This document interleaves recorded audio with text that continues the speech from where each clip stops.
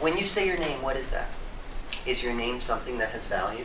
When you come into an audition and say your name, are you saying your name as something I will need to remember? Will I need to or are you telling me with the way you say your name, hi, don't worry about this, you won't remember me.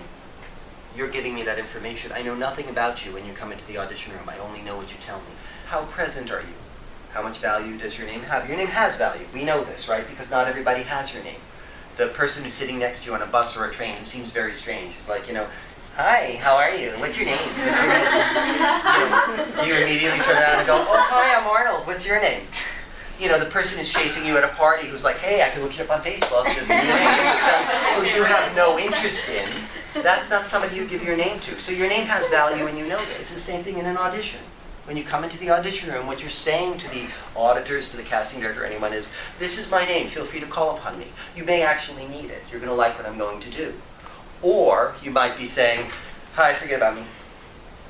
So think on that when you introduce yourself. What is that moment like? It's only a moment, but it's an important moment. It begins your audition. Breathe. Breathe. What happens very often is when actors come into audition, to the audition room, they get a little nervous and they start talking, and as they're talking, they feel really nervous. So they throw all their breath away, they dump it out, and then they're working from absolutely nothing. And then that breath, that life force, we want you to come into the audition room with your life force. And we want you to, we want to experience that from you. We want you to be generous in that. So breathe.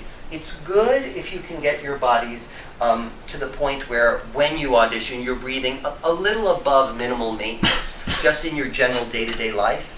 So things like yoga, meditations, things where you breathe. I'm sure you're doing voice workshops here where they're talking about that, some Tai Chi or whatever the classes are where you're learning ways to use your breath and your energy force.